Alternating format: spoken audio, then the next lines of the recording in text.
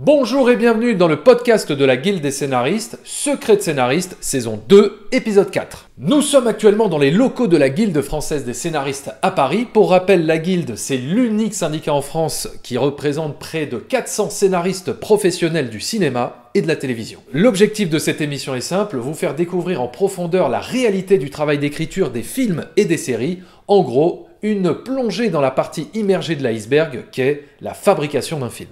Aujourd'hui, émission spéciale série télé, puisque nous recevons le guildien Benjamin Dupas, l'un des scénaristes les plus prolifiques de la télévision française, puisqu'il a travaillé sur des succès comme 10%, Kaboul Kitchen ou Un village français. Mais Benjamin Dupas est par ailleurs un scénariste de cinéma, puisqu'il a sorti le mois dernier son tout premier long métrage, l'excellent thriller Exfiltré. Le petit c'est bien, faudra le former. Il pointe là, pointe là. Sylvain, j'espère que tu m'entends. Mais on est à Raqqa et j'ai besoin d'aide. Je vais aller taper directement au ministère. Oui, mais là, Sylvain, on peut rien faire. Je voudrais juste poser une question. Vous pouvez nous aider ou pas? Tu te rends compte que si ça merde, tu as 2 morts sur les bras? Bonjour Benjamin, et merci d'être venu nous voir à la Guilde française des scénaristes. Alors, tu es membre de la Guilde française des scénaristes. Depuis combien de temps alors tu es membre? Je pense presque le début, peut-être la deuxième année. Il n'y avait que Simon Jablonka et quelques personnes comme ça avant moi, et Jean-André Irles et un certain nombre d'autres, mais ils étaient les fondateurs. D'accord. Alors, je crois que je suis arrivé à la deuxième année. Et alors, pourquoi en fait tu as voulu être membre par exemple de la Guilde des scénaristes? Qu'est-ce que ça t'a apporté en fait? Ma première raison, c'est une raison de principe. C'est un syndicat unifié qui a vocation à représenter les scénaristes qui travaillent, à les défendre. Donc il y a une position de principe syndicale, même si je profite du travail de la Guilde sans être engagé dans la Guilde au quotidien. Et que c'était un bon message, la fondation de la Guilde. Et alors tu es également membre du collectif SAS. SAS, pardon. SAS parce que c'est scénariste à succès, c'est ça? Non. Non, je plaisante. Non, vous ne l'avez jamais faite, elle est très bonne. oui, je suppose. Mais alors voilà, moi la question que je voulais te poser, c'est pourquoi, pourquoi l'idée du collectif de se regrouper entre scénaristes, pourquoi c'est une idée importante pour toi? Ouais, le SAS, donc je fais partie des... C'est moi qui l'ai fondé, quoi. Ouais. Au départ, pas mal avec Frédéric Azémar, et puis tout de suite une petite bande, dont Fanny Herrero, Elsa Marpeau, Marine Francou, et puis assez vite des gens de l'atelier d'un village français, et puis ça a grandi assez vite. L'idée, c'était vraiment... Le vrai constat, c'était vraiment... je suis pas très fort, quoi. C'était ça le premier constat, c'était je suis vraiment pas très fort, je débute dans le métier, ça fait 1 an, j'ai de la chance d'avoir été embauché par Frédéric Rivine sur l'atelier d'un village français où j'apprends beaucoup, mais j'ai pas fait d'école, et je vois les séries qui passent, on est en 2007, je vois les séries qui passent, les séries américaines, et je me dis, je suis pas très fort. Et autour de moi, j'ai pas l'impression que tout le monde est super fort et que je suis le seul pas très fort. Je me dis, on est plusieurs quand même pas très forts. On est même beaucoup à être pas très forts. Et si on veut surnager, si on veut s'en sortir, faut être plus fort, faut être meilleur scénariste. Et je pense que collectivement, on a besoin de s'améliorer. Donc en fait, si je trouve des gens qui sont comme moi et qui se disent qu'on peut faire du compagnonnage et se faire une sorte d'auto-formation de groupe, en formation continue, permanente, et qui se disent aussi que le but, c'est pas juste de dire on est bon, mais vous nous commandez pas nos scénarios, mais de balayer devant notre porte, de dire franchement, on n'est pas très bon, on essaie de s'améliorer, on va faire ça. Alors j'ai carrément écrit une petite charte en disant si tu es comme nous et que tu penses que écrire un scénario c'est un peu d'art mais beaucoup d'artisanat et qu'il faut apprendre pas mal de techniques et que t'es pas là pour juste dire du mal des producteurs et des diffuseurs mais que t'as envie de t'intéresser à tes propres faiblesses, viens en parler avec nous le mardi soir. On avait choisi pas encore un jour, mais on s'était dit il faut un nom et il faut une périodicité, donc on avait dit tous les 15 jours et on a fait pendant 8 ou 9 ans, 8 ans tous les 15 jours, après on est passé à toutes les 3 semaines, mais là ça fait 10 ans, donc c'est très, très soudé. Et alors justement, avant de rentrer dans ces collectifs, toi comment t'as démarré en fait? Comment t'es venu l'impulsion d'être scénariste? Est-ce que t'as fait une école de scénario par exemple? Non justement, mais ceci explique cela. Il fallait, c'était l'auto-formation, c'était voilà. Non, j'ai pas fait d'école, moi j'ai fait de longues études de lettres, pendant lesquelles j'ai découvert le théâtre, acteur amateur, metteur en scène amateur, auteur et metteur en scène de théâtre. Donc c'est par là que j'ai commencé à écrire et tout. Et au bout d'un moment, en me demandant, en ayant l'impression que diriger les acteurs et diriger une troupe, ça me plaisait, mais ça me faisait mal aussi, et que je me disais que peut-être passer juste mon temps à écrire, ça me correspondrait un peu plus en termes de structure psychique. J'ai commencé à réfléchir à comment faire de l'écriture un métier. Et je me suis intéressé au scénario parce qu'on m'avait dit que c'était peut-être possible, au tout départ pour des raisons assez pragmatiques, de peut-être que c'est possible de gagner de l'argent en écrivant et d'écrire des trucs plutôt cool. Et en fait, j'ai attrapé enfin, je sais pas, j'ai senti que c'était mon truc, que ça me correspondait, que c'était la vie que j'avais envie d'avoir. Et donc là, j'ai vraiment misé. Donc assez vite, j'ai arrêté. J'avais déjà arrêté, j'étais prof avant, j'avais déjà arrêté tout ça. Et j'ai démarré, j'ai eu la chance, comme je disais. Donc je suis allé voir Lisa Riff, l'agent qui fait démarrer les jeunes, je pense que c'est toujours le cas. Elle a accepté de me prendre, elle m'a généré des rendez-vous avec des producteurs que je ne connaissais pas, qui m'ont dit il faut venir avec des projets. J'ai essayé d'inventer des projets, je connaissais Friends, 24 heures chrono, ça fait vraiment des trucs de dinosaures, mais c'est vraiment les séries que je connaissais, quoi. Je connaissais pas beaucoup de séries, je connaissais un peu Six Feet Under, voilà, c'était des trucs de... Et voilà, et puis ça a intéressé quelques producteurs, mais évidemment ces séries-là ne se sont pas faites, ça me servait juste pour avoir une carte de visite. Et puis j'ai commencé à bosser avec quelques auteurs que Lise m'a fait rencontrer, dont Sylvie Chanteux, avec laquelle je travaille toujours à ce jour, là, qui fait partie de ma nouvelle série. Et donc voilà, et c'était en 2006, et puis là Frédéric Riville m'a recruté pour son atelier, première saison d'un village français. Enfin, j'ai fait ensuite 4 ou 5 saisons. Et voilà, c'est là que ça... Ta première expérience d'écriture, on va dire professionnelle, rémunérée, Non, mon premier scénario, c'est section de recherche. D'accord. Voilà, la seule fois où j'ai travaillé, où j'ai fait du polar, et la seule fois où j'ai travaillé pour TF1. N'empêche que c'est là que j'ai démarré. Dominique Lancelot. Voilà. Ouais, d'accord. Big up. Et, et avant ça, t'as fait pas mal de projets. Est-ce que t'as fait pas mal de projets on spec? Non. D'écrire sans être forcément rémunéré. Non, pour être honnête. Non, mais j'ai fait un truc avec Sylvie avant ça, avec Sylvie Chanteux. On avait fait un projet un peu fou, bien sûr utopique, sur une île en créant toute une sorte de micro-civilisation et tout. Enfin, le truc infaisable de délire de jeunes scénaristes. Mais pas seulement infaisable en termes de production, inécrivable. Mais on aimait bien et on a eu le fonds d'aide à l'innovation du CNC qui démarrait. Donc le premier argent que j'ai touché, c'est le CNC, je pense, avant, peut-être presque en même temps que le début de section de recherche. Alors, on parle souvent de mentor dans le métier du cinéma. Est-ce que toi, il y a quelqu'un qui a fait office de mentor, qui t'a mis le pied à l'étrier pour t'ouvrir les portes de ce métier? Ouais, c'est Frédéric Riville, c'est sûr. Ouais, bien sûr, et je suis pas le seul, il a formé beaucoup de gens. C'est quelqu'un qui a une combinaison qui est quand même rare de qualité, c'est que c'est un très bon scénariste et c'est un très bon pédagogue. Donc les deux à la fois, honnêtement, c'est rare. C'est-à-dire que...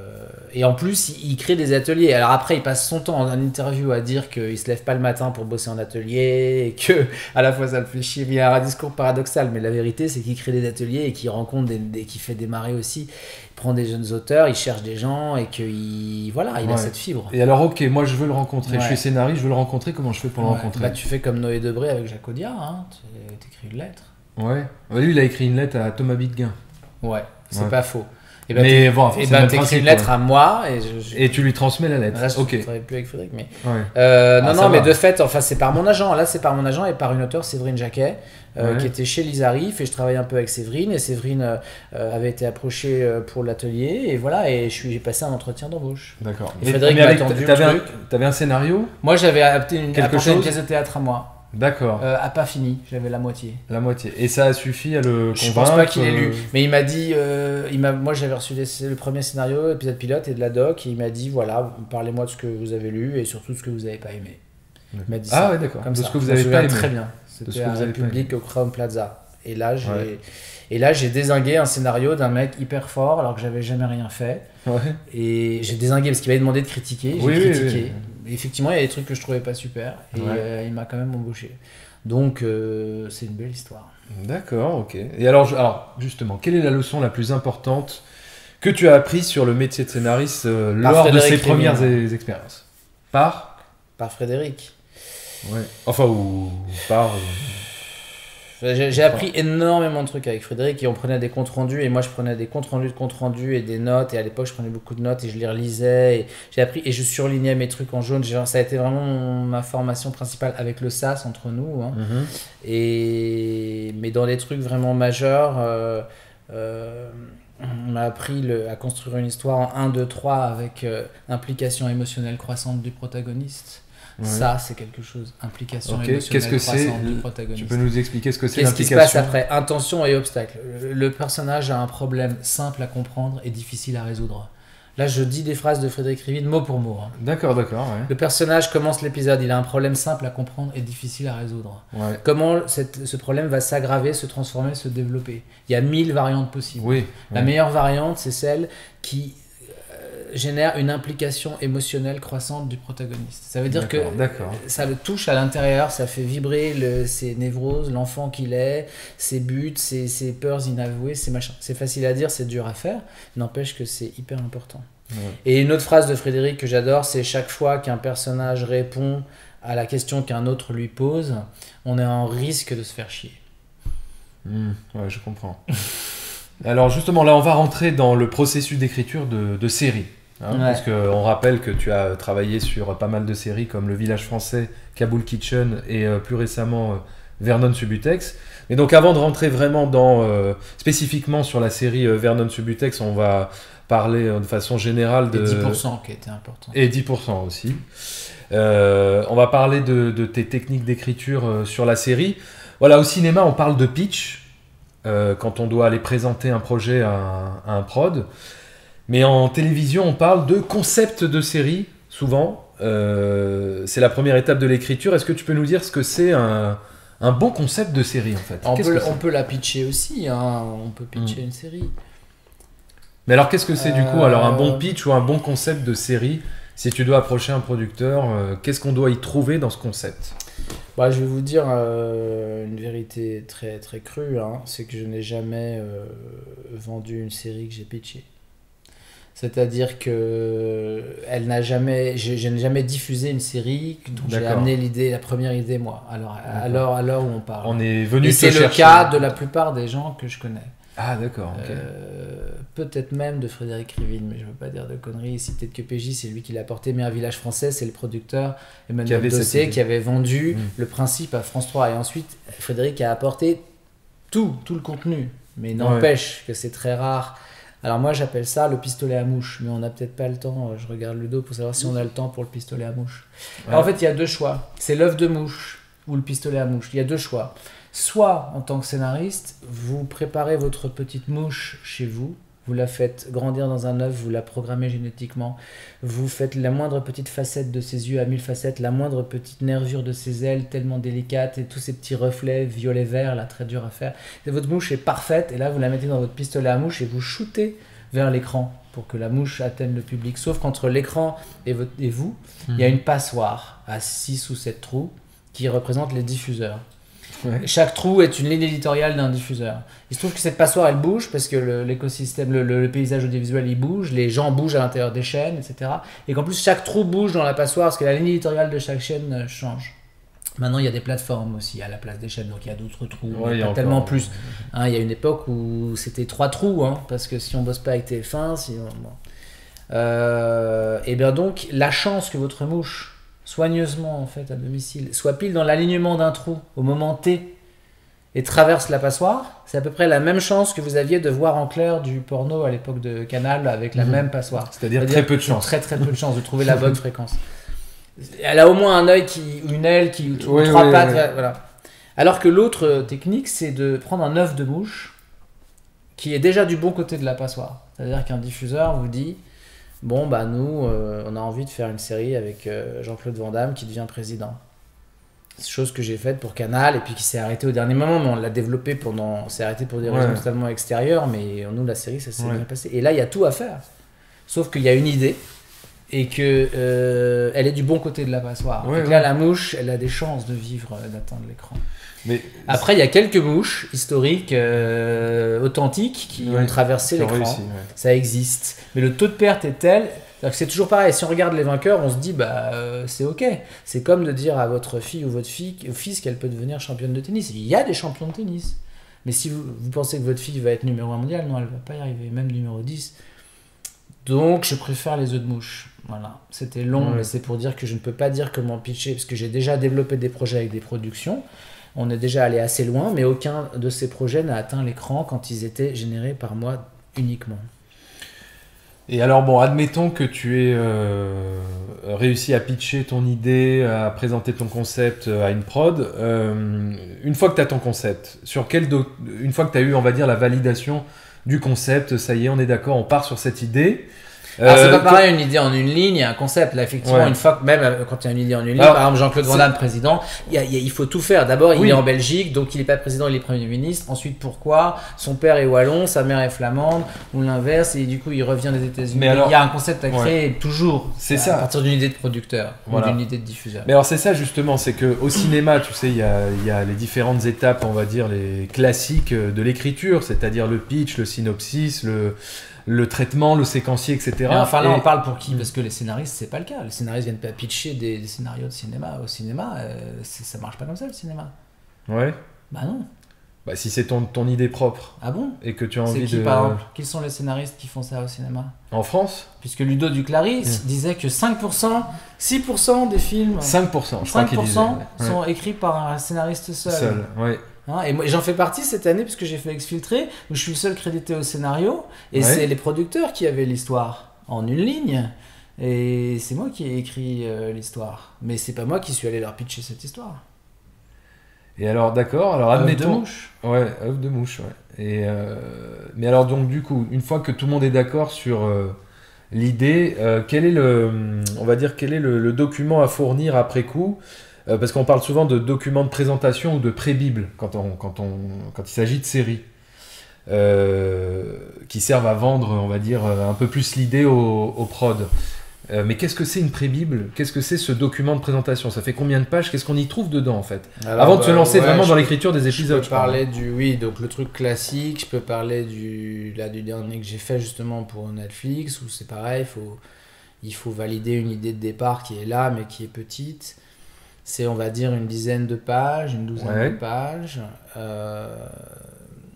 En fait, il faut établir une promesse claire dès la première page. Mais de fait, la réalité, c'est que trouver une promesse claire, c'est bien. Mais la vraie difficulté, c'est tenir la promesse. Trouver une promesse, justement, une bonne productrice, un bon producteur, un bon diffuseur peut trouver une promesse. Tenir la promesse, normalement, là, il faut des scénaristes qui travaillent dur. Et donc... établir une promesse en une page, normalement ça suffit pas pour vendre. Il faut prouver qu'on a déjà un peu de quoi tenir la promesse. Et donc ça veut dire que la première page, c'est la page de concept qui dit la promesse, qui donne envie. Ensuite, il faut quand même un peu livrer sur quel est le monde et l'arène dans lequel ça se passe, comment je peux la rendre crédible parce que je suis documenté, ou alors je sais l'inventer, ou alors j'ai une base d'adaptation. Quels sont les personnages principaux? Quelles sont leurs caractéristiques, leur caractérisation, et aussi leur problématique fondamentale qui est congruente avec un peu le thème, ce dont parle la série. Et puis quelles sont des grandes perspectives de développement sur une saison, quelques grandes lignes d'histoire, et puis pourquoi ça peut durer plus d'une saison. Donc quand on met ces 4 ou 5 rubriques, ça fait 12 pages minimum, et c'est très dur de faire court. Voilà. Donc, parce que s'il y a beaucoup de personnes, c'est très difficile de faire court, mais c'est quand même mieux de faire court. Un document de 50 pages ne va pas plus convaincre qu'un document de 12 pages. Pas dans les détails incroyables, c'est dans justement la justesse. Il y a déjà plus ou moins le parcours des personnages principaux dans ce document. Ouais, alors c'est du flanc, mais c'est à la fois du flanc et pas du flanc. C'est à la fois parce qu'après ça peut des bonnes idées, après ça va bouger, mais il faut quand même être un peu lucide et savoir justement si ça tient la route sur du long terme, incarner, concentrer les enjeux, les incarner dans des personnages. Donc les personnages évidemment c'est important, mais c'est pas une longue fiche sur la backstory de Suzanne, 2 pages sur tout son parcours de vie. Ça se fait après? La Bible des personnages, on va dire. Non, mais on présente les personnages, mais ce qu'il faut, c'est vraiment au présent, sur leur caractérisation, leurs états, Mais ça leur tient sur. psychologie, leurs traits saillants. Ouais. Donc ça, si on sait bien le faire, et si on possède un peu le personnage, qui est très rare au départ, mais si on sent bien le personnage, en fait, ça peut très bien faire 6 lignes, hein, c'est pas D'accord. un problème. D'accord. Si c'est vivant.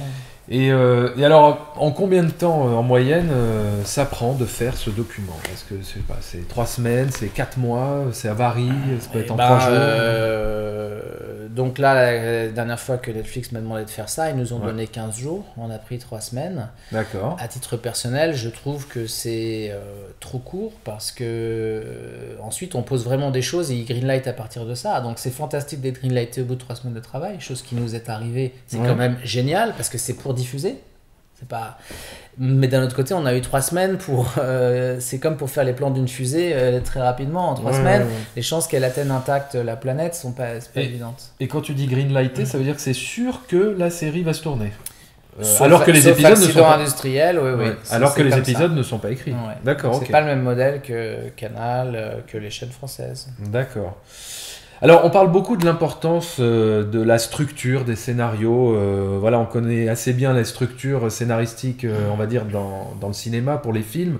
Voilà, avec Joseph Campbell, par exemple, la structure en 3 actes, etc.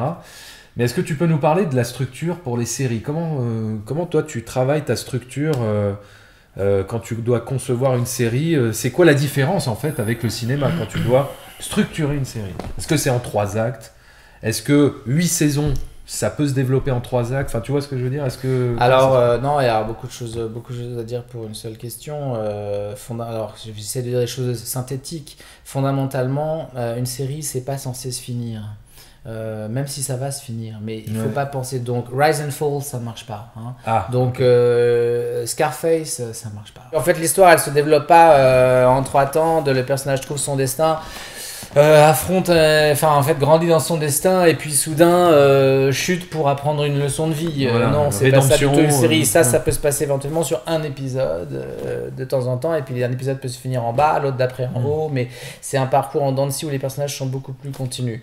Donc la question de la structure, elle est essentielle. Il y a des outils qui sont vachement bien pour ça. Moi, je travaille aussi sur des boards maintenant numériques avec des faux post-it partagés qu'on peut partager de plusieurs pays et tout. C'est sur ordinateur? Ouais, sur ordi et même sur mon téléphone, je peux vous montrer. Tout ça, il y a des super outils. La structure, c'est quelque chose de très important pour visualiser son épisode, sentir si la palette de l'épisode va chercher les différentes couleurs qu'on veut dans la série, si c'est pas trop long, si chaque personnage a à manger. Donc c'est très important de voir l'épisode un peu de loin, mais je dis toujours que ça ne marche que, et c'est donc très difficile, je m'arrache les cheveux moi-même tous les jours, c'est toujours structure contre personnage. Les deux sont antagonistes. Faut pas croire qu'il va y avoir une alchimie magique. Une série de personnages, là je sors de Vernon Subutex, c'était génial. Je vois que les réactions du public sont contrastées, parce qu'il y a des gens qui n'aiment pas du tout, parce que c'est une série très peu dramatisée, de purs personnages. Ça correspond pas à une série classique, et j'ai adoré le faire, et j'ai la nostalgie de la série de personnages purs, mais en général ça ne suffit pas à donner un plaisir pur, mais là il y a des pentes derrière, il y a d'autres choses. Hein. Mais la structure pure ne fonctionne pas non plus du tout. Hein. Donc le simple truc de dire hop, 3 turning points, 4 actes et tout, ça se renverse un cliffhanger, et de tout garder, voilà, ça ne fonctionne pas. Parce que c'est vrai que moi quand je pense structure... Vivre de l'intérieur. Ouais. Hein, donc le 1, 2, 3 crivinien, c'est déjà mieux, parce qu'avec l'implication émotionnelle croissante du protagoniste... Non, mais en fait, le problème, c'est pas d'inventer des histoires qui se retournent et qui sont complexes. Le problème, c'est de trouver la bonne variante d'histoire qui touche. De toute façon, il faut toucher, puisque si on ne produit pas d'émotion... voilà. Ça donc n'a le pur suspense ne produit très peu d'émotion, le mystère tue l'empathie. Donc en fait, il y a beaucoup de choses qui sont antagonistes. La seule chose que je veux dire là-dedans, c'est que c'est pas par ajout d'outils qu'on va obtenir le bon scénario, c'est par changement de perspective, changement de focus, et c'est comme recreuser un autre tunnel à côté du premier tunnel, avec le risque de faire s'effondrer le premier tunnel, mais si on n'est pas passé par différents biais, on va pas atteindre le trésor, la pépite, quoi. Donc il faut changer. Moi j'appelle ça rééteindre la lumière. J'ai éteint la lumière, Je revis le scénario différemment de l'intérieur. C'est dur, on a tous des forces et des faiblesses. Pour moi aussi, je fais partie des gens pour lesquels c'est vraiment facile de voir le scénario de manière synthétique et structurelle. Il faut que je fasse beaucoup plus d'efforts, que j'éteigne mon écran et que j'aille marcher et tout pour le vivre de chaque personnage. C'est beaucoup plus difficile à aller chercher. Il y en a qui vont spontanément se brancher sur chaque personnage, mais qui vont être plus nuageux sur la forme et la structure et le squelette global du scénario. C'est très dur, il faut travailler sur ces points faibles avant tout. Et voilà. C'est pour ça que la structure, je parle jamais de structure seule. Voilà. Ouais. Oui, parce que moi, quand je pense structure de série, je pense à Vince Gilligan, par exemple, pour Breaking Bad, qui lui faisait, voilà, il faisait il faisait toute une ligne pour un épisode avec l'intro, Voilà. les turning points justement et le cliffhanger à la fin et par C'est post-it. magnifique. C'est comme la maison en pain C'est- d'épices avec les petites du conte de Grimm. Voilà. C'est magnifique. C'est une satisfaction anale évidente. Ok, ils ont atteint un niveau d'industrialisation et de je sais pas quoi et de folie du Sharpie avec des assistants qui refont 20 fois chaque carte pour produire ces photos. Respect, mais pour moi ça n'existe pas, non, c'est pas possible. C'est plus. Non, mais je vois comment ils font en racontant toute l'histoire par petites cartes, mais le Oui. fait de faire 3 lignes par carte et de faire que chaque épisode a exactement le même nombre de cartes et que ça finit toujours au bout du truc et que chaque acte finit au bout d'une ligne, Oui. c'est une folie, c'est juste, Ouais. enfin c'est en fait C'est- c'est c'est une leur méthode à compensation eux. pour la brutalité et le vide sidéral et le doute profond que produit ce métier. En fait, c'est juste c'est un nuage de fumée qui dit regardez comme on maîtrise. Non, bien sûr, tu maîtrises pas. Ils sont super forts, j'adore cette série, mais c'est pas vrai. Faut pas croire qu'on écrit comme ça, c'est faux. Je pense qu'ils se prennent la tête comme des mabous, Ah, ils ça, sont c'est pas pour d'accord, le- ils sont complètement paumés. Ça, c'est Au pour le bout d'un marketing. moment, si, mais ils se font plaisir en le mettant comme ça, c'est bien. Oui. Ils te Oui, disent on oui. a tenu notre épisode. Ouais, Mais ça correspond pas à la réalité de l'écriture. Ouais, La réalité ouais. de l'écriture, c'est que même chez Vince Gilligan, t'as des mecs qui partent la nuit, qui se font virer, d'autres qui réécrivent l'épisode en 2 jours, c'est pas bon. Après, ils le reprennent, ils reprennent encore une Ouais, nana ouais, qui ouais. va trouver un truc magique sur un personnage, et voilà. Ouais, c'est pas aussi Non, fluide que faut- ça en a Et l'air. surtout, dans ça les n'est pas making of. systématique. Non, là. Et alors, moi j'avais une question. Est-ce que vous déterminez, quand on se lance dans l'écriture d'une série, est-ce que vous déterminez le nombre d'épisodes avant de vous lancer dans l'écriture, ou alors est-ce que c'est l'écriture qui détermine le nombre d'épisodes? Voilà. Pourquoi par exemple c'est 13 pour une saison et pas 10, ou des fois c'est 10 Alors 13 et- c'est américain, hein, nous ça existe Enfin, pas. tu vois ce que je veux Ça dire, existe est-ce que- pas 13, c'était une question justement de demi-saisonnalité ou saisonnalité complète aux États-Unis. Ils faisaient des saisons de 25 ou de 13 et pour des 6 mois, tout ça, Ouais. ça n'existe pas, ça n'existe plus. En France, ça n'a jamais existé. Il y a eu une vogue du 12. Alors en France, c'est des chiffres pairs parce qu'on les diffusait toujours par 2. Pratiquement jamais par 1, sauf à l'époque de PJ, avocats et associés et tout. Sinon, Ouais. c'est toujours par 2 pour des cases horaires format cinéma. Ouais. C'est déjà bien chiant parce que quand tu fais un épisode dans le ciselant avec entrée plat dessert dans l'épisode, tu comprends pas pourquoi il y a un deuxième repas servi directement au spectateur juste après. Bon, maintenant le modèle tout ça a changé puisqu'on consomme en délinéarisé. Donc le nombre d'épisodes est déterminé. Donc oui, donc c'est plutôt des nombres pairs et c'est plutôt des nombres faisables en un an. Donc en France, on est beaucoup plus sur 6, 8, 10, Ouais. 12, ça devient vraiment le summum. Mais ce que je veux dire, c'est qu'est-ce que plutôt vous... du procédural, 12 épisodes. Ouais. Sauf le bureau, et même le bureau des légendes a réduit un peu. Voilà. Ouais. Mais du coup, donc vous devez vous adapter à ce nombre d'épisodes en termes de matière scénaristique, quoi. Je veux Et dire, de toute façon, encore une vous fois, devez remplir les cases. une série ne peut pas faire 5 épisodes ou 9 épisodes. C'est pas possible. Ça, c'est une mini-série. C'est Vernon Subutex adapté à partir d'un matériau fini. Mais Oui. sinon, non. C'est pas une série. Une série, ça devrait pouvoir faire 100 épisodes. Sinon, c'est que c'est pas une série, c'est une histoire qu'on découpe en tranches. Enfin, ouais. je veux pas être un ayatollah du truc, c'est que c'est pensé différemment. C'est pas un réacteur émotionnel et à situation qui peut durer toujours. C'est une histoire fermée qu'on va découper. Et c'est vrai qu'en ce moment, il y en a pas mal. C'est aussi, ça s'est redéveloppé. On trouve des marqueurs sériels pour un peu faire des tranches de saucisson, mais ça fonctionne pas comme une série. Et alors, est-ce que quand ça y est, on se lance dans l'écriture des épisodes, on va dire, voilà, du premier épisode, etc., est-ce qu'on doit définir avant de se lancer vraiment dans l'écriture la fin, le cliffhanger, ce qui va faire tenir le spectateur pour voir, hop, la suite? Alors, j'ai pas de réponse définitive, mais ma pratique, c'est non, absolument pas. D'accord. De toute façon, en gros, s'il fallait choisir entre deux choses, vous avez le choix entre avoir une très bonne situation à tramer dans votre épisode, qui va être le cœur de l'épisode, qui va être tendu, incarné, avec un dilemme, etc. Ou la garder pour le dernier moment et l'arrêter et même pas l'exploiter.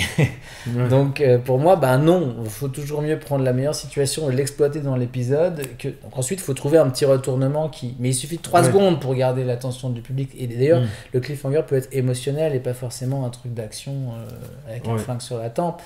Donc moi, je construis jamais à partir d'un cliffhanger. J'ai jamais fait ça, mais je fais pas de polar non plus.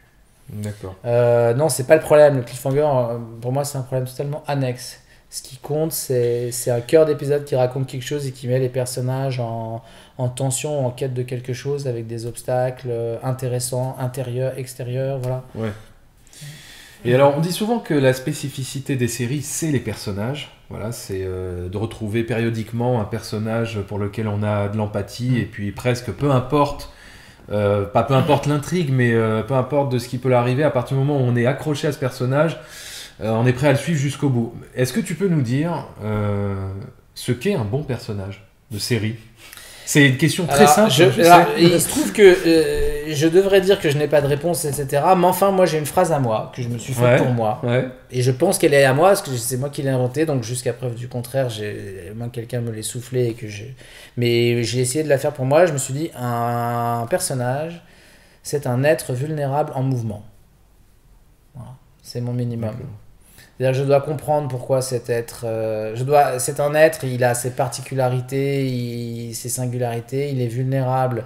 Je peux être touché par lui parce que ce n'est pas quelqu'un d'assouvi, de satisfait. On dit toujours au début, l'héroïne ou le héros ou même les autres ont quelque chose qui leur manque. Et puis, voilà, c'est ça qui les met en branle et qui fait qu'aussi ils peuvent vivre des choses qui vont les mettre en danger. Et nous, on a envie de voir depuis notre canapé, en sécurité, des gens qui se mettent en danger, quelle que soit la nature du danger. Vernon Subutex, il se fait juste expulser de chez lui, mais enfin, c'est quand même un danger majeur. Voilà, Vernon Subutex, premier épisode, expulsé de chez lui. C'est un être vulnérable en mouvement. Qui va quand même essayer de s'en sortir, quoi. C'est ça que tu veux dire quand tu dis en mouvement. C'est-à-dire quelqu'un qui va pas être passif par rapport à son sort. Oui, c'est que ça produit, il a une intention, des intentions, des obstacles. Ça le bouscule. Il a une intention consciente, un besoin aussi plus profond dont il n'est pas forcément conscient. On en parle souvent et qui va se révéler au fur et à mesure. Mais voilà, on peut prendre n'importe quel personnage que vous aimez bien et à mon avis, on peut en faire un être vulnérable en mouvement. Ça marche pour Frodo dans Le Seigneur des Anneaux. Hein. Je pense que ça marche. Oui. oui, bah ça fait ses preuves. Mais ça suffit pas de se dire ça. Mais au moins, c'est ma définition. Donc là, voilà, on parle du personnage. Dans les films, voilà, au cinéma, on dit souvent que voilà, il y a un parcours de personnage. Le personnage part du point A et va au point B. Il y a une évolution de personnage. Et à la fin du film, le personnage s'est transformé, a appris des choses sur lui-même, etc. Est-ce qu'en série, il faut respecter ça ? Est-ce qu'il y a forcément une évolution de personnage ? Ou au contraire, le personnage doit toujours avoir un peu la même caractéristique pour qu'on puisse retrouver toujours ce personnage ? Vous avez vu Downton Abbey ? Non, j'ai pas vu. Downton Abbey, c'était vraiment frappant parce que c'était génial et on s'énervait de voir les personnages changer si peu. Moi, ça me faisait ça. D'accord. Le majordome boiteux qui est là, mais pourquoi il n'est pas capable d'aller dire à la gouvernante qu'il est amoureux d'elle, quoi. Pourquoi ? Je veux dire, elle aussi, en fait, elle l'aime bien, ils s'aiment bien, ça fait 8 épisodes qu'ils s'aiment bien, ils sont pas capables. Pourquoi il est si empêtré dans lui-même avec son ex ? Mais elle est nulle, son ex. Mais il ne change pas, il est le même, il prend sur lui, il dit rien, il boite, il monte l'escalier, il souffre. Et en fait, voir un personnage rester lui-même, c'est le principal plaisir. Donc s'il change trop, effectivement, on est mort. Après, il faut qu'il change un petit peu. La différence par rapport à Tintin, c'est que le personnage a de la mémoire. Enfin, dans Tintin, il a un petit peu de mémoire, parce qu'il se souvient de Chang, notamment. Mais le personnage est réinitialisé un peu au début de chaque épisode. Alors que dans une série feuilletonnante, le personnage, même bouclé, le personnage doit avoir la mémoire de ce qu'il a vécu, mais il doit évoluer très très doucement. Ouais. Sinon, on reconnaît plus. Sinon, la saison 2 elle ne retrouve plus le sel de la saison 1, si on a eu la chance de faire la saison 1 voilà. Je comprends. Donc, ça doit bouger très doucement. Donc, c'est le plaisir. Mais du coup, c'est là qu'on creuse la caractérisation beaucoup plus. Parce qu'effectivement, le personnage ne résout pas son problème de vie en 1h30. En 1 heure, oui, aussi facilement. Après, moi, dans mes amis, je préfère ceux qui ne résolvent pas leur problème de vie en 1h30. Ouais. Voilà. Alors en série, on est souvent plusieurs scénaristes. Au travail, on est dans une writer's room, on va dire. Ouais, une salle d'écriture. Voilà. Je le fais un peu à l'américaine, writer's room. Ouais. Il y a d'ailleurs un showrunner qui est une sorte de directeur d'écriture, c'est ça, de la salle d'écriture. Non, on peut pas vraiment dire ça. C'est pas la même chose. Non, le directeur d'écriture, ce qu'en anglais on appelle le head writer, moi je l'appelle le chef scénariste, c'est celui qui dirige toute la partie, toute l'écriture de la série. Mais quand on dit diriger l'écriture, c'est pas juste être un directeur qui délègue, c'est que c'est quelqu'un qui écrit et coécrit beaucoup, et qui fait écrire aussi, qui réécrit et qui fait réécrire, etc. Donc ça, c'est le chef scénariste ou la chef scénariste. On a la chance d'avoir une profession qui est mixte et c'est très important. Et c'est pas pareil que le showrunner, parce que le showrunner, qu'on pourrait appeler globalement le créateur de la série, même si on peut être showrunner sans être créateur, le créateur ou la créatrice qui est créatrice superviseuse, qui va être coproductrice et qui va chapeauter toute la fabrication, la prépa, le cast, le montage aussi, et qui va même directement recruter parfois les réalisateurs. Et donc c'est complètement un autre job. Donc là je tiens à démythifier aussi, il faut surtout pas penser que l'évolution normale, naturelle de tout scénariste, c'est apprenti scénariste, scénariste, auteur d'épisodes, lieutenant, enfin numéro 2, comme moi j'étais sur 10% pour Fanny Herrero, chef scénariste, et puis showrunner. Tout le monde n'est pas du tout fait pour faire tous les échelons, et surtout showrunner c'est complètement un autre métier, enfin c'est un double métier. C'est plus producteur. Donc voilà, c'est les deux, mais il faut pas croire que tout le monde est fait pour, sinon ça va faire des malheureux. Et alors comment ça se passe ces séances, on va dire, quand vous vous réunissez entre scénaristes, vous vous réunissez souvent à la prod ou je sais pas, dans des cafés, dans le salon d'un des scénaristes? Combien de temps ça dure? Comment vous brainstormez on en parlait avec ma co-auteure et co-créatrice Isor Pisani-Ferry là sur la série qu'on est en train d'écrire. On parlait de si c'est vraiment dur comme métier, moyennement dur et très dur ou très très bien. On parlait de ces côtés très très bien de quand même fixer nos propres horaires, même si en fait là depuis des mois on est tous les jours de 10h à 19h au bureau. Mais globalement on peut choisir, on n'a pas directement un patron qui vient nous gueuler dessus, on n'est pas dans un open space et on bouffe ce qu'on veut à midi. Et en même temps c'est de plus en plus industrialisé. Au fond, moi ça fait des années que je travaille tous les jours presque à heure fixe. Et en plus parfois le week-end, et hier soir jusqu'à 23h50, voilà. Et on n'arrive pas à écrire des séries de maintenant dans les délais qui nous sont impartis, sans être structuré sur les horaires, la hiérarchie de la salle, qui écrit quoi, qui prend les notes, quel logiciel on utilise, il faut être standardisé. Donc, on tend quand même à c'est même pas se professionnaliser parce que tout le monde était déjà professionnel, mais on veut dire à avoir des méthodes de plus en plus organisées, ce que Alex Berger dans son rapport appelle des ateliers d'écriture structurés. Et quand vous terminez ces séances, comment ça se passe? On défait, on refait, on défait, ça ressemble beaucoup plus à Pénélope. Tous les jours on pense qu'on a trouvé la bonne version de l'histoire et le lendemain ou 3 jours après elle tombe. Elle tombe pour une raison de continuité, pour une raison que le personnage, en fait, c'est pas le personnage veut pas aller là, en fait, on n'y croit pas, ou alors ça devait être drôle, c'est pas drôle, ou en fait, on l'a déjà fait, ou alors ça bouffe l'épisode d'après, ou juste, c'est pas bien. Et ce truc fascinant de scénariste, c'est que on refait énormément de fois et qu'il faut être meilleur que soi-même. Je pense qu'il y a beaucoup de métiers qui doivent refaire, mais pas autant de fois, pas forcément autant de fois que nous. En fait, à chaque fois, il faut relire et il faut être meilleur que soi-même. Et c'est ce truc terrible on sait très bien avec l'expérience, quand on lit, on sait si c'est bien ou si c'est pas bien. On sait pas à quel point c'est bien, mais on sait, on sent et on essaie de se le cacher. On lit le texte, on prend le texte, on lit. On se dit, bon, allez, je fais un café, je relis parce que je suis peut-être pas dans les meilleurs, alors je relis. En fait, on sait que c'est pas bien. Et que ce soit de moi ou de quelqu'un d'autre, on a le même feeling. On se dit, ça va pas. Et le problème, c'est qu'on ne sait pas pourquoi ça va pas. Donc, il faut avoir des tonnes d'outils. C'est là que les outils théoriques, les manuels, les machins, ça sert. C'est pour comprendre ce qui marche pas dans une histoire. Ça, c'est vraiment bien. Pour construire une histoire à partir des outils, c'est quand même un peu plus chaud. Enfin, on les utilise, mais comprendre, conscientiser ce qui marche pas. Voilà. Et donc on passe nos journées à ça, on passe nos journées à se casser les uns les autres, les idées des uns des autres, à expliquer pourquoi ça ne marche pas, qu'est-ce qui marche mieux. C'est pas du tout un processus comme ça, c'est pas des Lego. Mais alors du coup, voilà, sur une série, vous êtes plusieurs scénaristes pour écrire voilà, des épisodes. Il y en a peut-être 2 qui vont écrire l'épisode 1, les 2 autres l'épisode 2, etc. Il y a en général une chef ou un chef qui dirige tout ça, et après il y a au moins un auteur par épisode en général. Mais ce qui est... Et comment vous faites pour garder en fait l'homogénéité du ton? Parce que c'est vrai que quand on regarde la saison d'une série, on a l'impression que c'est la même personne qui a tout écrit. Parce que c'est le cas. Voilà, scoop. Est-ce que vous avez regardé The West Wing? West Wing, ouais, la série à la Maison Blanche de Aaron Sorkin. Dans la saison 1, moi, c'est pas mon dieu Aaron Sorkin, mais faut avouer que dans le mix scénariste génial sous cocaïne, il fait partie des top. Et tous les 24 épisodes de la saison 1 sont signés par Aaron Sorkin. Alors, mais c'est pas une exception.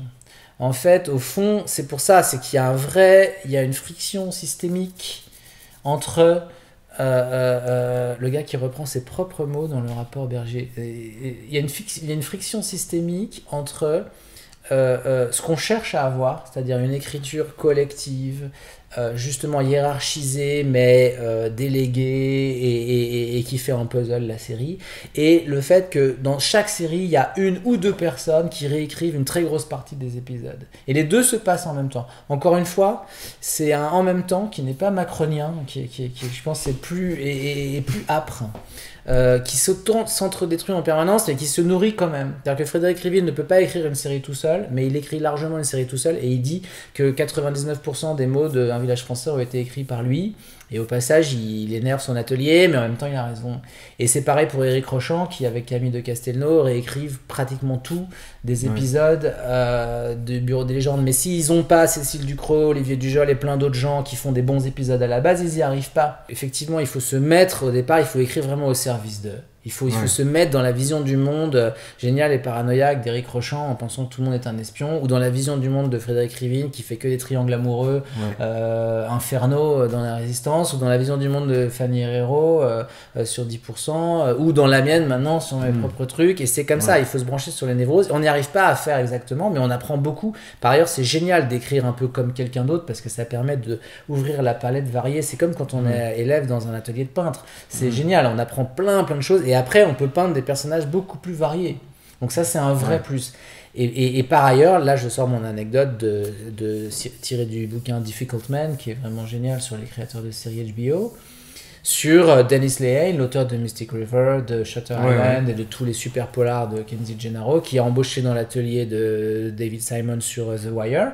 Et il écrit un épisode pour The Wire, où il y a déjà des très bons auteurs et tout, et il déboule dans le bureau de David Simon en disant qu'est-ce qui s'est passé, vous avez repris 85% de mon épisode. Je sais plus si le chiffre c'est 85, mais c'est genre 85. Il est furieux, il dit putain, vous avez repris 80%, fallait me le dire si vous n'étiez pas content de mon boulot, quoi. C'est Dennis Lehane en plus quand même, le gars. Et là David Simon lui fait ça, il lui dit 15%.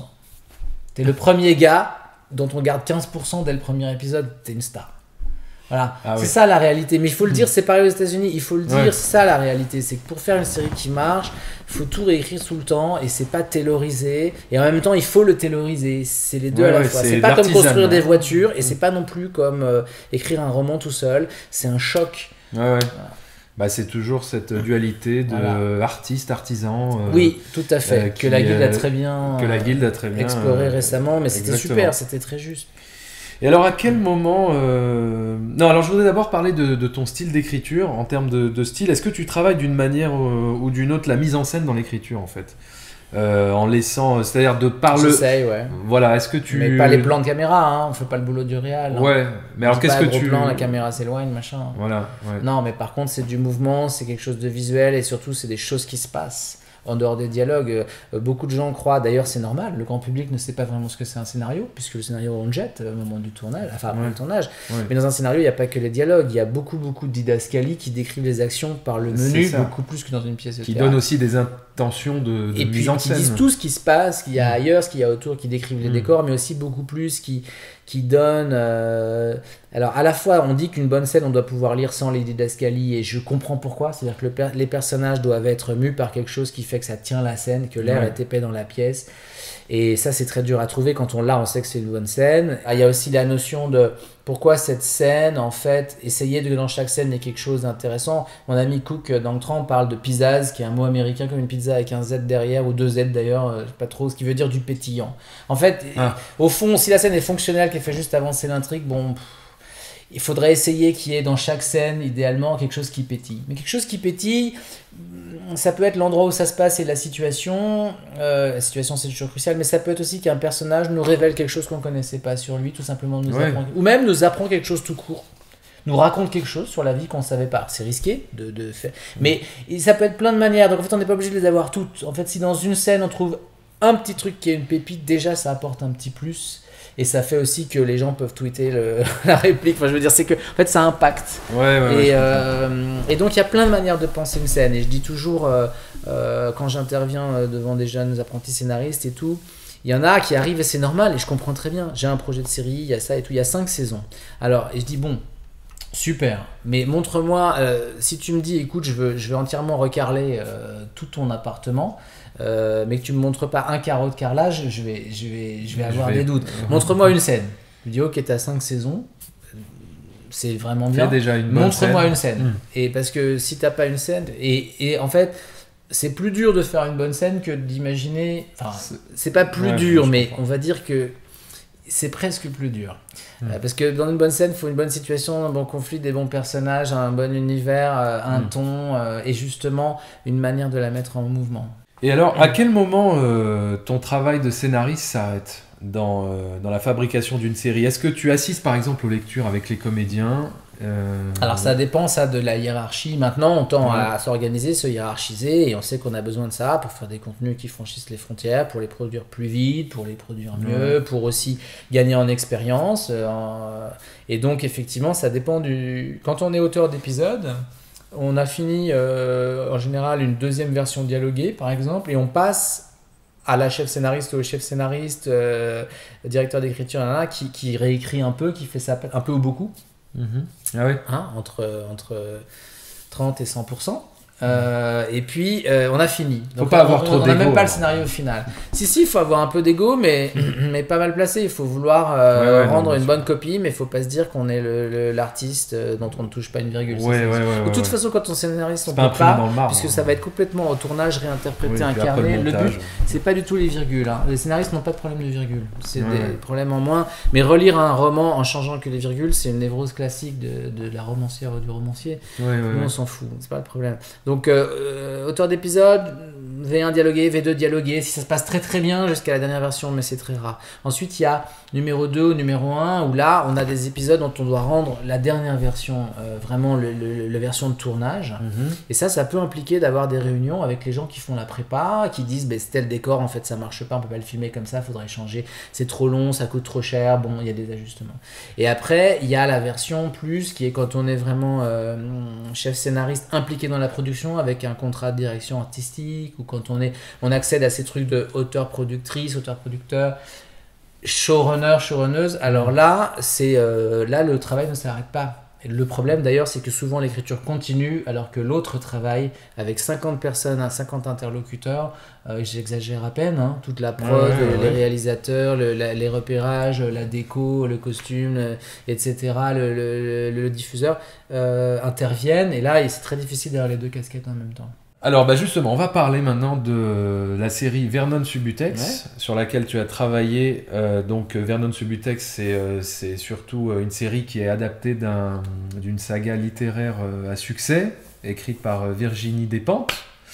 Et donc, alors le truc c'est que quand on lit le roman, on ne voit pas forcément comment ça pourrait se transformer en série, parce que on est plus dans quelque chose d'un aspect chronique et un portrait de personnage. Donc ma première question, c'est comment, avec cette matière-là, on arrive à la transformer en série et à y insuffler dedans des choses dramatiques, des intrigues, etc. Voilà. Ouais, c'est plutôt élagué parce qu'il y a un vrai... Je suis pas entièrement d'accord avec cette première idée, même si je comprends parce que c'est pas tel quel écrit. c'est pas une série d'avance, mais enfin, c'est inspiré des séries aussi, et c'est un peu le serpent qui se mord la queue, parce que les feuilletons dans les journaux ont donné des feuilletons radio, qui ont donné des feuilletons télé, et puis les romans de maintenant se sont inspirés des séries télé, et puis on fait des séries adaptées des romans inspirés des séries. Il y a de la série là-dedans. Il y a des personnages récurrents, il y a plusieurs épisodes, plusieurs tomes. Elle-même, elle le disait en écrivant, qu'au fond, elle s'inspirait aussi des séries. De ça, ouais. Donc il y en a après, c'est pas exactement la même manière de construire, la même manière de raconter, parce que c'est très rétrospectif chez Despentes. Le personnage de Vernon est un peu en sous-marin, il est là, il est pas là, il revient, il part, donc il n'y a pas vraiment un protagoniste qui tient tous les chapitres, donc ça évidemment dans une série c'est plus difficile. Donc nous on a rendu Vernon un peu plus présent, où on a condensé les moments de Vernon et on a enlevé certains autres moments, et puis on a fait tenir une autre petite ligne un peu plus d'antagoniste de Vernon qui existe dans le livre, la ligne de l'enquêtrice Layenne, qui est là sur la trace des mystérieuses cassettes testamentaires laissées par le chanteur Alex Bleach, que possède Vernon presque malgré lui. Et donc on sait que la hyène va finir par percuter et rencontrer Vernon. Ouais, c'est ça. Et on sait pas quand, et ça nous maintient sur une sorte de suspense un peu minimal, mais qui est surtout basé sur le contraste des personnages. C'est une série qui a été créée par Cathy Vernet, et qui a coécrit donc avec toi cette série. Comment ça se passe? Comment ça s'est passé ce travail de coécriture? Alors Cathy est vraiment la chef sur cette série, puisqu'elle a été choisie par Virginie Despentes et par les productrices, qu'elle a commencé toute seule. Ensuite moi je l'ai rejointe et on a coécrit tous les épisodes ensemble, et ensuite elle a tout réalisé et tout monté, et voilà. Donc moi je suis On est venu te chercher alors. Voilà, on est venu me chercher. D'accord. J'ai même fait une candidature spontanée, c'est la deuxième fois que ça m'arrive, parce que Vernon ça m'attirait vraiment. Et je suis arrivé à un moment où Canal était OK pour écrire tous les épisodes, où Cathy avait déjà sué dans les tranchées toute seule pour faire des épisodes prototypes, pour trouver un peu justement la manière de l'adapter. Et puis on a coécrit ensemble en un an les 9 épisodes. Ça c'est atypique, faut pas croire que la plupart des séries s'écrivent à deux en un an. C'est pas le cas. Là, c'est parce qu'on avait cette base justement extrêmement forte des romans, avec en fait moins de choses à inventer, plus de choses à trier, réorganiser, repolariser. Et comment ça se passe d'ailleurs ce travail? Vous avez dû lire, là, je sais pas, 10 fois le et roman. On recopiait des pages entières pour se mettre dans les doigts, le style et on recopiait on faisait des chutiers immenses de dépenses. C'était génial d'ailleurs. C'était un travail à part. Tout ce qui vous plaisait, vous vouliez à tout prix garder, conserver dans la série. Oui, et puis après on dégageait des unités d'épisodes à partir des rencontres de Vernon, de là où il en est dans son parcours. Et puis la hyène, on a fait monter un personnage d'Anaïs qui est là dans le tome 2 de Despentes, que nous on a mis partout, qui devient un petit peu l'intérêt romantique de la hyène, et joué par Flora Fischbach, super. Et après c'était une série existentielle, une série sur une sorte de parcours. Là maintenant je dis que c'est un Star Trek existentiel, comme ça après, tout le monde, il y a une pause, plus personne ne peut vraiment commenter. C'est aussi pour dire que c'est très différent, c'est un voyage, parce que Star Trek c'est pas Star Wars, on se bat pas contre les gens, c'est vrai, et là c'est pareil, c'est pas très dramatisé, c'est limite plus métaphysique, et c'est pas une série qui va plaire à tous les amateurs de séries, parce que c'est pas ultra addictif, c'est plus nostalgique, c'est plus existentiel, mais c'était un travail d'écriture que j'ai adoré.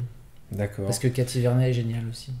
Il faut le préciser. Oui. Et à quel moment, dans toute cette fabrication de cette série, à quel moment arrive Romain Duris, et en quoi ça impacte l'écriture? Enfin, Romain a impacté l'écriture parce que schématiquement, il est arrivé au moment où on écrivait l'épisode 5. Et sur 9. D'accord. Et donc ça veut dire quelque chose, c'est-à-dire que les premiers épisodes, il les a lus un peu déjà faits, même si on les a retouchés, et les autres, on leur a raconté, et il les a lus, et il y a eu un impact dans les discussions avec Romain, et là je le dis d'autant plus que c'est pas du tout le cas tout le temps, mais de fait, je me souviens d'un truc où sur un épisode, dont j'avais écrit d'ailleurs moi la première version, il trouvait que son personnage était trop téléguidé. Et cette expression, je l'ai mal vécue pendant un quart d'heure. Et ensuite, je me suis dit, faut que je comprenne. Concrètement, ça veut dire quoi? Et maintenant, je l'utilise. Alors que sur le coup, je me suis dit, j'ai vu une petite voiture. Ce mot me paraissait vieux, téléguidé. Et en fait, non, j'ai compris. C'est que de l'intérieur, le parcours intime du personnage est quelque chose qu'il ne sentait pas. En tant qu'acteur, on va le jouer soi-même. Donc, on a besoin de savoir. Ils se positionnent différemment parce que c'est leur corps et c'est eux-mêmes qui vont y aller. Donc, ils sentent là où il y a des vides. Et voilà, il trouvait qu'en gros c'était l'histoire autour qui le poussait vers un endroit et pas assez lui de l'intérieur. C'est le moment où Vernon tombe sur le trottoir, le moment où Vernon commence à faire la manche la première fois. Donc c'est crucial. C'est Ouais, pas tu juste m'as- que Tu Vernon... m'as spoilé là. Bon, j'en suis pas encore. Alors là, il faut lire les recherches sur le fait qu'on apprécie mieux les séries quand elles sont spoilées parce qu'on est moins dans un rapport au suspense brutal, mais dans quelque chose de plus profond. Ça a été prouvé scientifiquement. Ouais, il faut dire ça aux fans de Game of Thrones. Ah non, mais je suis très à l'aise avec ça, il n'y a aucun Ouais. problème. Sur la mort d'Arya, il n'y a aucun problème. Alors, et quelle fut, sur Vernon Subutex, la scène, je sais pas, la plus dure à écrire, celle sur laquelle t'as le plus réécrit, et comment t'as trouvé une solution? Et ben voilà, Romain fait la manche, Vernon Subutex fait la manche, probablement, tend la main pour faire la manche. Qu'est-ce qu'il a vécu juste avant de tendre la main pour faire la manche et à quel moment il tend la main pour faire la manche? Parce que nous on se dit, bon allez, il est lessivé, il a plus de fric, il est claqué, il est ruiné, il a plus rien, il est au bout du rouleau, il est enchaîné, il est sur le trottoir, bon il tend la main pour faire la manche. Et en fait non, de fait, Romain Duris c'est tout à fait raison, non. Si ça nous arrive à nous, il faut beaucoup de temps et beaucoup de choses avant qu'on tende la main pour faire la manche. Ouais. Et ça signifie beaucoup. Et je me souviens parce que j'étais là sur le plateau le jour où on a tourné, le moment, j'étais là juste pour regarder, hein, mais où il tend la main. Et ça, et aussi, oui, à la fin, les retrouvailles avec tous les amis, voilà, bon, je ne veux pas spoiler, mais c'est une scène où il y a beaucoup de monde. C'est très difficile d'écrire une scène où il y a beaucoup de points de vue, beaucoup de personnages, et chaque personnage, on l'a suivi dans la série, donc on le connaît, donc on a un peu envie d'être avec lui, en même temps, on ne peut pas être avec tout le monde. Ouais, c'est ça. Et donc, on ne sait plus quoi filmer, dans quel ordre, quoi montrer, quoi dire, qui parle, c'est une tannée. Et ça nous amène justement à autre chose, c'est-à-dire à un film de cinéma qui s'appelle Exfiltré. Quelle transition. Quelle transition, voilà. Parce que Exfiltré, c'est aussi un film qui parle de beaucoup de personnages. Tout à fait. Beaucoup de personnages qui s'imbriquent et donc produit par Epithète, film réalisé par Emmanuel Hamon et écrit entre les deux par moi, puisque Emmanuel, le réalisateur, est arrivé au bout d'un an d'écriture, hein, chose qui est rare. Après, on s'est extrêmement bien entendus tous les deux.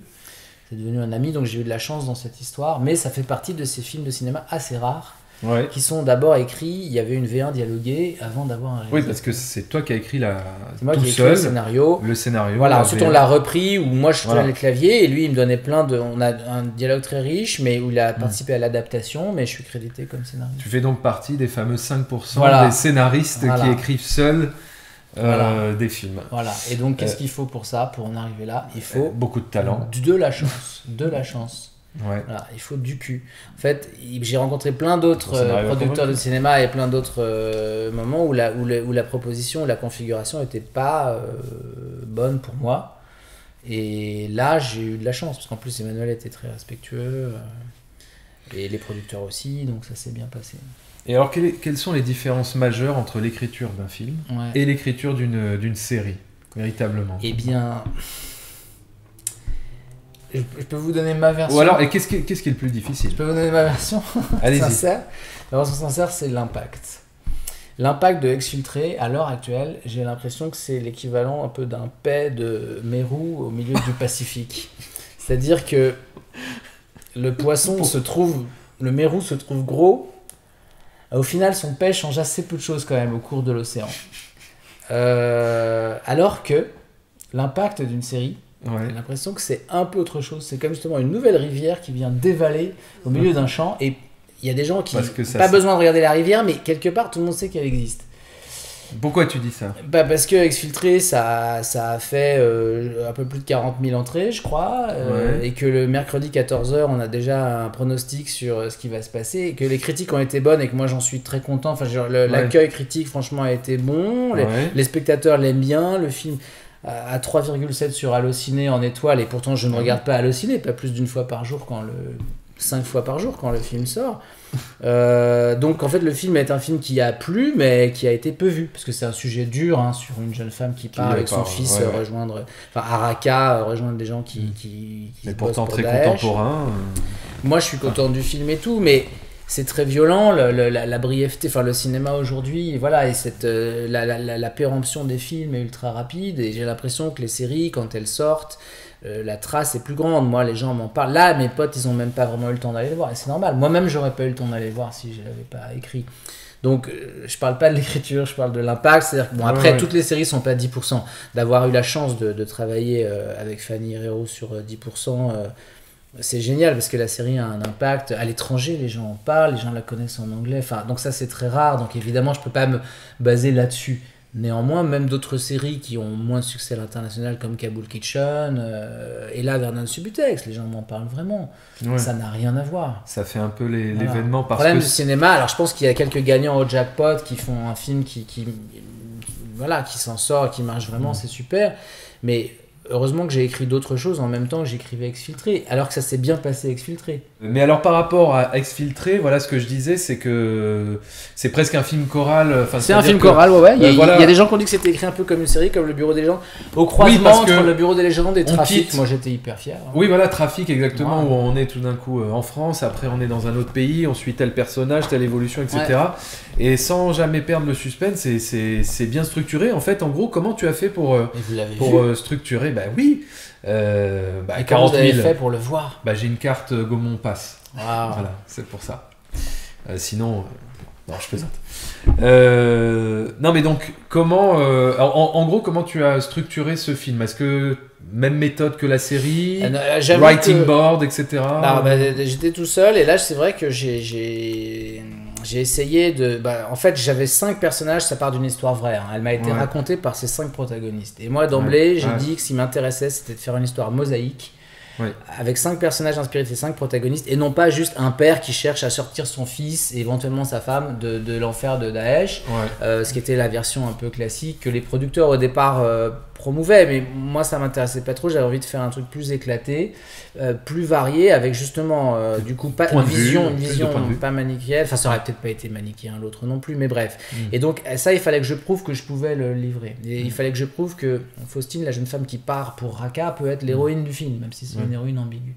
Donc là j'ai essayé de me back-upper un peu et de faire un tableau de la progression de chacun, que raconte chaque fil. En fait, par exemple, le fil de Faustine, ça raconte que tous les partants pour la Syrie ne sont pas forcément djihadistes, ou que l'étiquette djihadiste ne peut pas forcément décrire tous les parcours individuels, même si le film ne cherche pas à exonérer du tout l'État islamique, au contraire. Hein.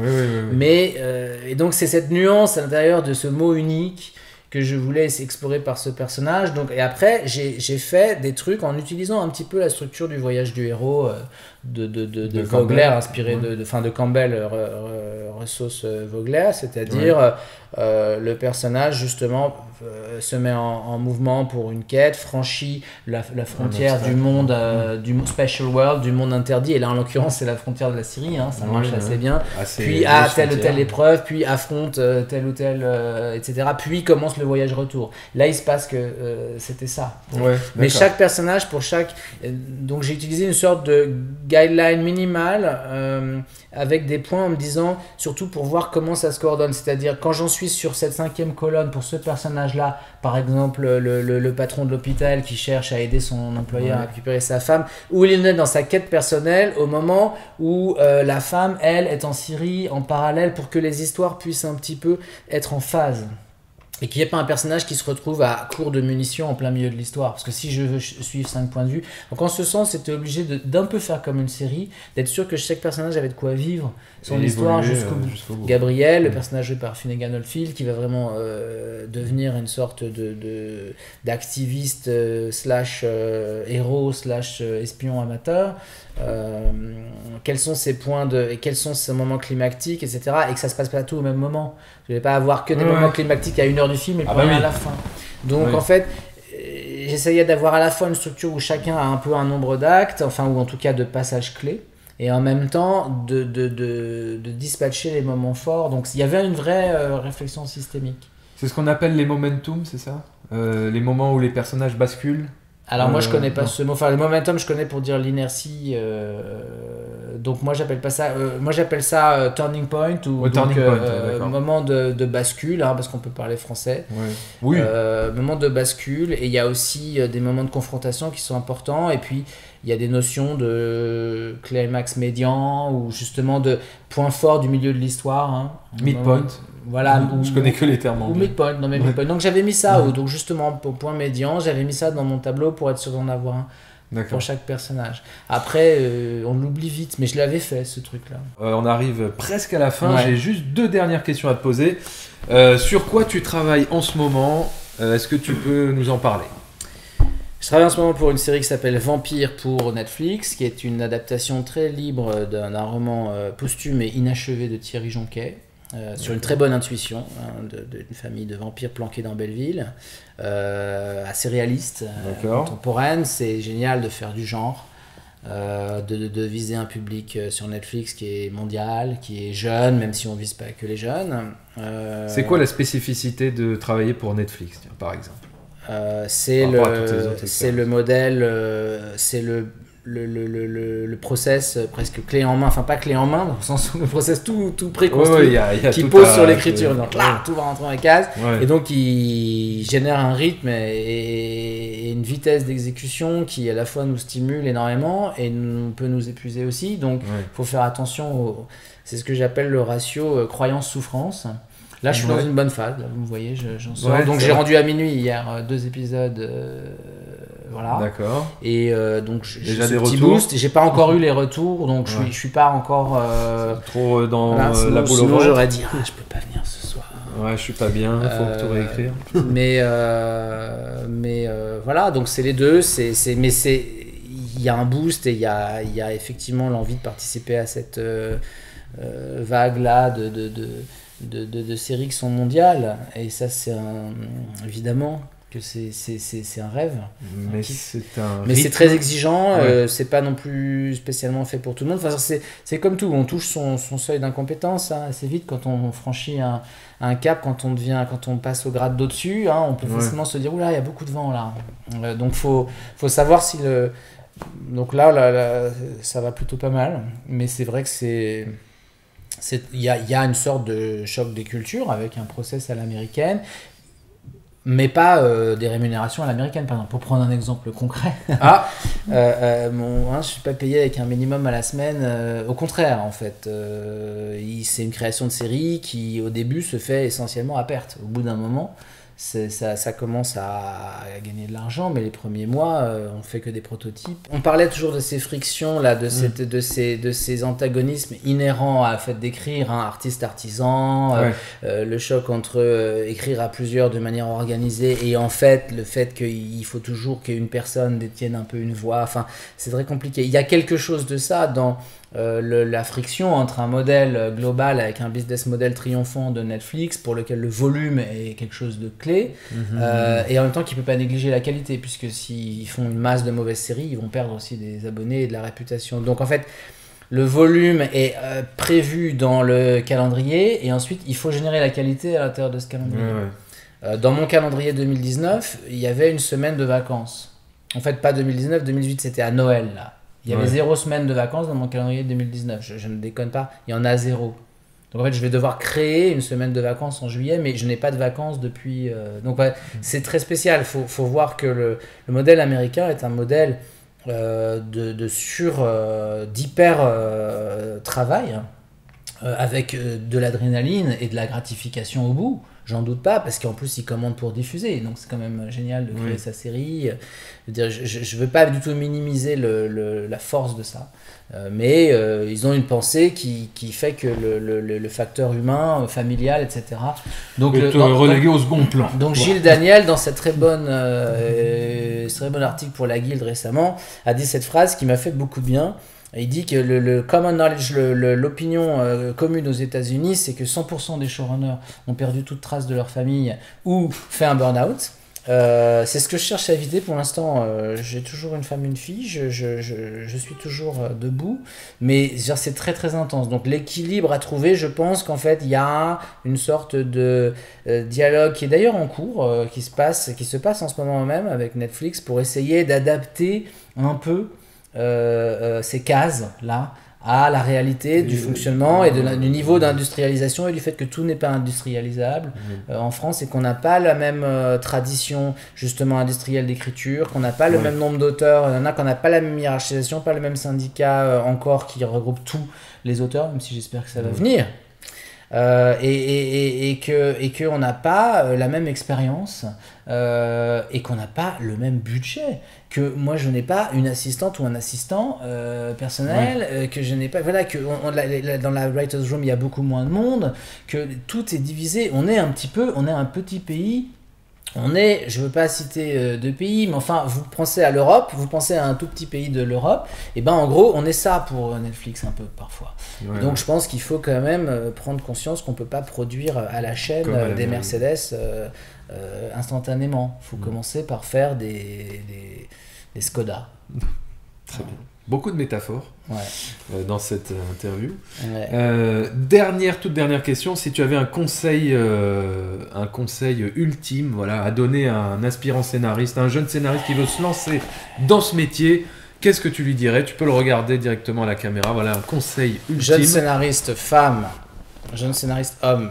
D'abord, mon truc, c'est qu'il y a de la place autant pour les femmes que pour les hommes dans ce métier, que j'ai travaillé récemment sous la direction de Cathy Vernet, et c'était génial, sous la direction de Fanny Herrero, et c'était génial, je tiens à le dire. Jeune scénariste, femme ou homme, travaille tes points faibles. C'est ça que je dirais le plus important.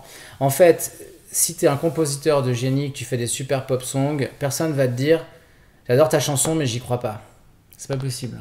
Si tu es un très bon peintre, personne va te dire j'adore ton tableau, mais ça manque de vie.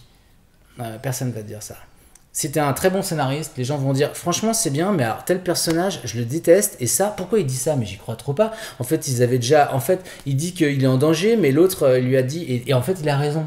Parce que les scénarios sont mimétiques de la vie. C'est une mimésis totale, beaucoup plus totale qu'un roman, où le style peut l'emporter, beaucoup plus totale qu'un tableau, qu'une œuvre de musique. Et donc, comme ça ressemble à la vie, n'importe qui peut détecter les failles. N'importe quel clampin comme moi peut voir un film d'une génie ou d'un génie et dire là, il s'est craqué sur cette scène, ou même sur ce film entier. Franchement, Almodovar, et on a raison, c'est ça qui est terrible.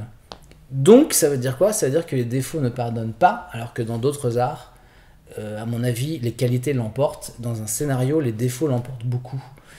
Et que donc, il faut bosser ses points faibles, et ses points faibles avant tout. Il faut les repérer et les assumer. Et si on est un bon dialoguiste ou une bonne dialoguiste, il ne faut pas croire qu'on va tout faire passer avec les dialogues. Si on est bon en structure, etc. Très bien. Bah, écoute, merci beaucoup Benjamin pour cette interview. Voilà, continuez à fréquenter les salles obscures pour découvrir les films et à regarder la télé pour découvrir des super séries. Et rendez-vous pour un prochain numéro de Secret de Scénariste. Ciao. Voilà, nous espérons que ce nouveau numéro Secret de Scénariste vous a intéressé. Si c'est le cas, n'hésitez pas à aller faire un tour sur la chaîne YouTube de la Guilde des Scénaristes. Vous trouverez régulièrement des nouvelles vidéos sur le métier de l'écriture. Et évidemment, je vous invite aussi à aller sur le site internet de la Guilde française des scénaristes, où vous trouverez une mine d'informations sur l'actualité des scénaristes français, ainsi qu'une Writer's Room, un centre de ressources sur l'artisanat de l'écriture. Enfin, je vous propose des critiques de films et des vidéos thématiques autour du cinéma sur ma chaîne YouTube The Film Talker, donc n'hésitez pas à venir faire un tour et à vous abonner. Secret de Scénariste, saison 2, épisode 4, c'est terminé. À très bientôt pour un nouveau numéro. Ciao.